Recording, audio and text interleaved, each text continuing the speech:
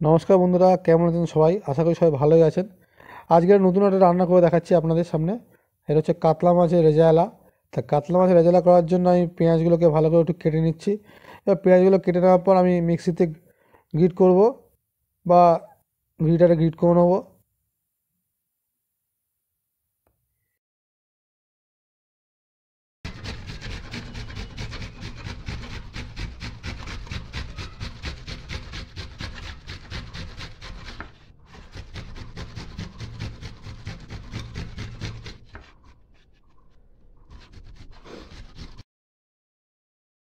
এবার একটা মাছটা নিয়ে নিয়েছি। মাছটাকে গ্রেভি কালারটা আমার সাদা যেহেতু করব, সেই কারণে আমরা এখানে হলুদ ব্যবহার করছি না। মাছটাকে আমরা এখানে নুন আর একটু লেবু দিয়ে মাখিয়ে একটু ম্যারিনেট করে রেখে দেবো।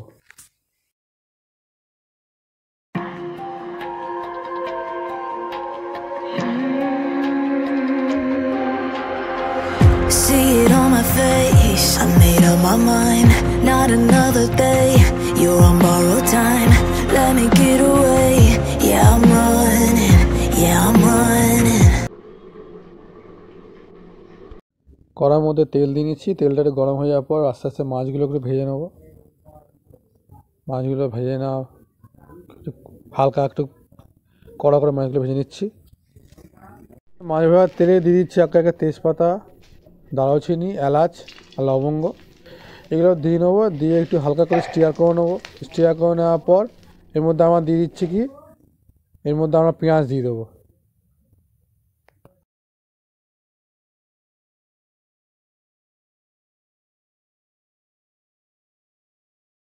এবার মিক্সিতে কাজু বাদাম আর চাল মগজ ভালো করে পেস্ট করে নেবো। অনেকে পোস্ত ব্যবহার করে, আমি এখানে পোস্ত ব্যবহার করিনি, কারণ পোস্তর দাম তো খুব, বুঝতেই পারছেন, সেখানে পোস্ত ইউজ করিনি। এখানে আমি একটু টক দই নিয়ে নিচ্ছি, অল্প একটু টক দই, চালমগজ আর কাজু বাদাম, এই তিনটে একসঙ্গে পেস্ট করে নেবো এবং রান্নায় সঠিক সময় ব্যবহার করব। এবার কড়ার মধ্যে আমরা পেঁয়াজগুলো দিয়ে দিচ্ছি, যে মিক্সিতে বা গ্রিটারে যে পেস্টটা করেছিলাম সেই পেস্টটা দিয়ে দিচ্ছি। পেস্টটা, পেঁয়াজের পেস্টটাকে ভালো করে একটু নাড়াচাড়া করে নেবো।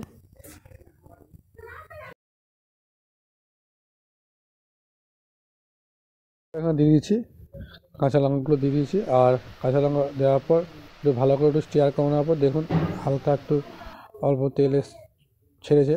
এবার এখানে আমরা এই কাজু বাদাম চালমগজ যে পেস্টটা করেছিলাম সেটা দিয়ে দিচ্ছি। এবার দিয়ে দেওয়ার পর আমরা নাড়াচাড়া করে নেবো।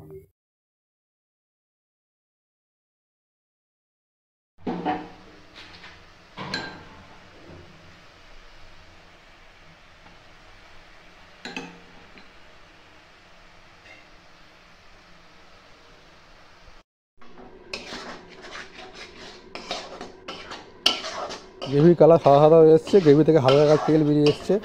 এরকমভাবে দেখুন গ্রেভি কালার ঠিক এরকম চলে এসছে।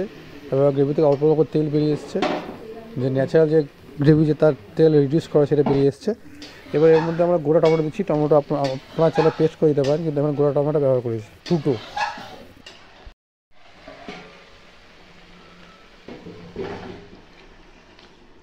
আমার চালমগজের পেস্টটা মিক্সিতে যা লেগেছিলো সেটা ভালো করে জল দিয়ে ধুয়ে নিয়ে সেই জলটা আবার দিয়ে দিয়েছি গ্রেভিতে। এবং এবার দিয়েছি কি ধনে গুঁড়ো আর শুকনো লঙ্কা গুঁড়ো।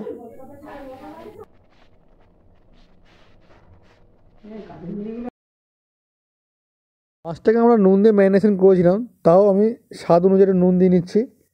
এবার খুন্তি দিয়ে একটু ভালো করে নাড়িয়ে নেবো, সমস্ত মশলাগুলোকে একবারে মাছ মিশিয়ে নেবো আর কি করে নিচ্ছি। স্টিয়ার করে নেওয়ার পর দেখুন এরকম গ্রেভি কালারটা মাখা মাখা এরকম আসবে। এবার কাতলা মাছের পেটিগুলোকে গ্রেভির ওপরে একদম বসিয়ে দেবো। এবার বসিয়ে দেওয়ার পর সমস্ত মাছগুলোকে আমরা বসিয়ে দিচ্ছি এরকমভাবে। রেখে দেওয়ার পর জল দিয়ে ঢাকা দিয়ে খানিকক্ষণ আমরা রান্না করে নেবো। 10 থেকে 12 মিনিট ঢাকা দিয়ে রান্না করলে যথেষ্ট, কারণ এটা মাছটাকে আমরা ভেজে নিয়েছিলাম। এবার এই প্রসেস অনুযায়ী রান্না হবে এবং গ্রেভিটাও সুন্দর একটা কালার আসবে।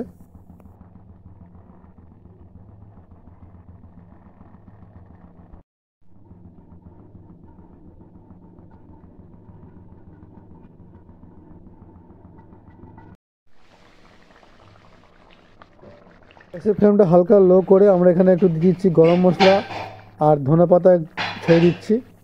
এবার ঢাকা দিয়ে গ্যাসটা অফ করে দেবো এবং অফ করে রাখার পর আধা ঘন্টা এর মধ্যে রেখে দেবো। রেখে দেওয়ার পর আমার ঢাকনা খুলে দেখুন কি সুন্দর একটা কালার এসছে। গ্রেভি থেকে তো ন্যাচারাল যে তেলটা সেটা বেরিয়ে এসছে এবং সাদা মাখা মাখা হয়েছে। এটাকে আপনারা ভাত দিয়ে রুটি দিয়ে সব রকমভাবে আপনারা খেতে পারবেন। খুব সুন্দর একটা কালার এসছে এবং গ্রেভির কালারও খুব সুন্দর হয়েছে। এবার গ্রেভির স্বাদটা বাড়ানোর জন্য আমরা এখানে একটু জায়ফল, যেটা গ্রিটারের মাধ্যমে আমরা হালকা করে ঘষে ঘষে গ্রেভির ওপর জায়ফলের গুঁড়োটা ছড়িয়ে দেবো যাতে টেস্টটা একটু ভালো পাওয়া যায়। তাই আমরা এখানে তাই করছি। আপনারা চাইলে করতে পারেন, নাও করতে পারেন, তবে আমি টেস্ট বাড়ানোর জন্য এটা আমি করেছি।